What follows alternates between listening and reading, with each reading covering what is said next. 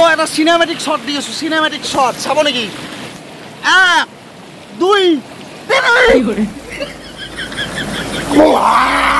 ইফালে লেখা আছে চক 4 কিলোমিটাৰ কপিলি কপিলি পাহাৰখন দেখি আছো যে এইখনেই পাহাৰখন নমস্কাৰ দোস্ত welcome back to my YouTube channel Nayan Rian Mix আৰু এতিয়া মই যাই আছো দীপৰ বিলত এয়া বৰ্তমান শৰাইঘাট দলং পালো গুৱাহাটী এয়াৰপৰ্টটো এইফালে আছে আৰু এইফালে আমি যাই আছো দীপৰ বিল আৰু ইয়াতে লেখা আছে ৰাণী আমি এইটো ৰাস্তাৰে যাই আছো দীপৰ বিলখন সম্পূৰ্ণ প্ৰাকৃতিক মনোমোহা দৃশ্যৰে ভৰপূৰ আছিল কিন্তু এতিয়া দেখা নাপাব চৰাই চিৰিকটি পাব মাথো এতিয়া দেখা পাব ডাম্পাৰ জেচিবি আৰু আৱৰ্জনাহে দেখা পাব আপোনালোকে দীপৰ বিলত তো যি ভাজে ঘৰৰ পৰা আইছো বাইকৰ পৰা নামাই নাই এই একদম আমি দীপৰ বিল পালো এই দীপৰ বিল দেখা পাইছে নাই অলপ অলপ দীপৰ বিল হৈছে গুৱাহাটী মহানগৰীৰ দক্ষিণ পশ্চিম দিশত অৱস্থিত এক বিস্তৃত জলাভূমি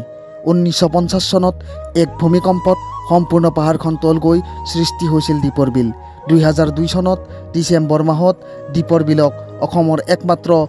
ৰামচাৰ ক্ষেত্ৰ বুলি ঘোষণা কৰিছিল আৰু দীপৰ বিলৰ পৰা মাত্ৰ 16 কিলোমিটাৰ আঁতৰতে এখন ধুনীয়া পিকনিক স্পট কপিলি নামেৰে জনাজাত যিখন হয়তো বহুতেই নাজানে আৰু বহুতেই জানে এতিয়া তাত যাম বুলি ভাবিছো এয়া যে দেখি আছে মোৰ সন্মুখত এখন পাহাৰ সেই পাহাৰখনৰ কাষতেই আছে কপিলি বনবস্থলী আৰু আমি আহি পালোৱে আৰু ইয়াৰ পৰা 4 কিলোমিটাৰ দূৰ আছে হয়তো বহুতেই নাজানে কপিলি বনবস্থলীৰ কথা গুৱাহাটীৰ একেবাৰে ওচৰতেই আছে কপিলি বনবস্থলী তো আমি এয়া আহি পালো কপিলি ওয়েলকাম গেট এইফালে আমি যাম আৰু কপিলি পালোৱে আৰু অলপমান আছে গেটৰ পৰা সোমাই কি ধুনীয়া প্ৰাকৃতিক মনোমোহা দৃশ্যৰ মাজে মাজে আমি সোমাই গৈ আছো তো ফাইনেলি আহি পালো দক কপিলি এয়া দৃশ্য দেখাই আছো কপিলিৰ ইয়াত আৰু এতিয়া তাত গা ধুম এতিয়া আপোনালোকক দেখাম চক দৃশ্যটো দেখাই আছো চক না কপিলিৰ আৰু এইটো যি নদীটো আছে এইটোৰ হেতু সাইডত পৰে আমাৰ অসম আৰু এইটো সাইডত পৰে মেঘালয় আমি আছো বৰ্তমান মেঘালয় ঘৰৰ পৰা ৰাতিপুৱা 5টা বজাতে ওলাইছিলো আৰু এতিয়া বৰ্তমান 9:30 টাইম হ'ল আমি আহি পালো কপিলি এয়া গা চা ধুই আছে আৰু তাত যাই আছো অলপমান দেৰিকে এতিয়া অলপ ফ্ৰেছ হৈ লওঁ আৰু গা চা ধুব লাগিব পিকনিকৰ সময়ত যিসকলে বহুত দূৰত যায় দূৰত যাব নালাগে ইয়াতে আমাৰ ওচৰতে গুৱাহাটীৰ পৰা মাত্ৰ 20-30 কিলোমিটাৰ দূৰতে আছে কপিলি পিকনিক স্পট ধুনীয়া জেগা আপোনালোকে আহিব পাৰে আৰু এইসকল যে মোৰ কাষত ল'ৰা আছে তেওঁলোকে তেজপুৰৰ পৰা আহিছে চাইকেল লৈ আহিছে ভাবি চাওক কিমান দূৰৰ পৰা আহিছে আৰু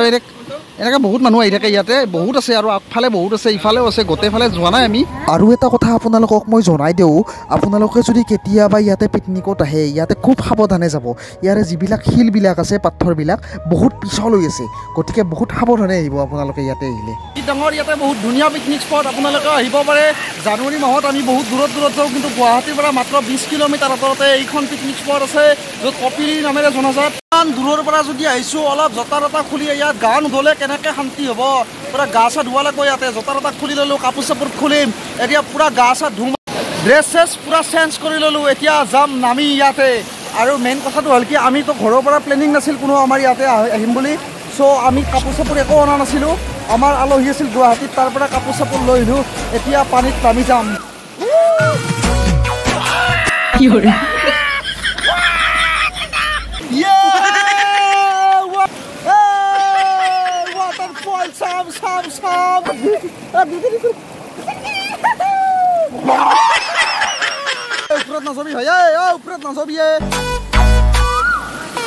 তো ইমান গৰমত যদি আপোনালোকে আৰাম কৰিব বিচাৰে গুৱাহাটীৰ পৰা মাত্ৰ 20-25 কিলোমিটাৰ আঁতৰতে আছে কপিলি পিকনিক স্পট আহি যাওক আপোনালোকে ইয়াতে আৰু এবাৰ পানীত তলত যাওক 1 2 3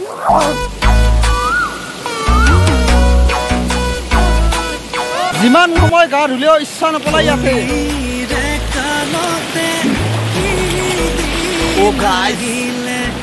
তো এটা চিনেমেটিক শ্বট দি আছো চিনেমেটিক শ্বট চাব নেকি মাথাটো লানি তলত মাৰিম 1 2 3 কি কৰে মাই গড চশমাজোৰ ভাঙি গেল উঠুলাই গেল লানি তলত নাপাওঁ আৰু চেছ চশমাজোৰ গেল উপায় নাই আৰু মাই গড চশমাজোৰ ভাঙি গেল ক'ৰবাত তো সকলোৰে বহুত বেছি ভাল নহয় তো হ'ব আৰু ইয়াতে সামৰিলোঁ আৰু কেতিয়াবা আহি যাম যদি পাৰোঁ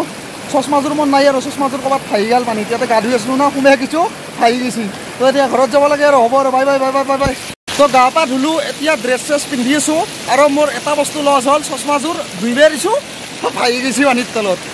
যিয়ে নহওক গুচি গেল উপায়তো নাই আৰু কি কৰিব যাম আৰু ঘৰত চ' কাপোৰ চাপোৰ পিন্ধি আছোঁ আগলৈ তোৰ ৰচি না তোৰ বল যাব লাগে আৰু এতিয়া আমি ঘৰকে যাম আমাৰ কাম বেলেগৰ আছিল চ' আমি এনে আহিলোঁ আৰু গা চা ধুলোঁ ইয়াতে বহুত গৰম চ' এতিয়া ঘৰতে যাম আৰু আমি এনেকৈ এতিয়া কাপোৰ চাপোৰ পিন্ধি ল'লোঁ জোতা ততা পিন্ধি ল'লোঁ কেনে লাগছি মজা মজা হা মজা তোৰ আহিব ইচ্ছা নাছিল ন অলপ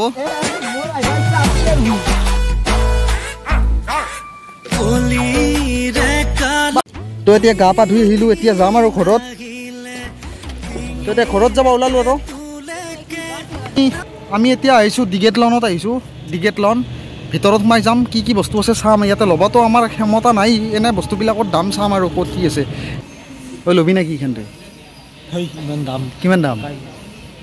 বা 60,000 টকা এইখান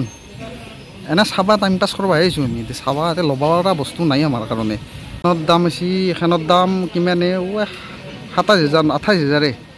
এনে সোমালোঁ আৰু বস্তুবিলাকৰ দাম চালোঁ ভয়ংকৰ দামহে ইয়াতে আমি ল'ব পৰা বস্তু একো নাই চাইকেল এখনৰ দাম 60,000 70,000 আমি বাইকে কিনিব পৰা নাই ৰং দক যিসকলে মোৰ ভিডিঅ'টো ইমান সময় ধৈৰ্য সহকাৰে চালে তেখেতসকলক বহুত বহুত ধন্যবাদ জনালোঁ আৰু যিসকলে ছাবস্ক্ৰাইবটো কৰা নাই প্লিজ প্লিজ প্লিজ ছাবস্ক্ৰাইবটো কৰি দিয়ক তো চাওক কি ৰ'দ দি আছে বৰ্তমান চকু মেলবাই পৰা নাই গাছ ঘৰ আহি পালোঁ দিয়ক বৰ্তমান টাইম 3টা বাজিল ঘৰ আহি পালোঁ এতিয়া ঘৰত ভাত চাত খাম আৰু আজিৰ ভিডিঅ'টো ইমানতে সামৰিছোঁ এতিয়া ঘৰ পালোঁ ৰ'দত চকু মেলবা পৰা নাই বাই বাই বাই বাই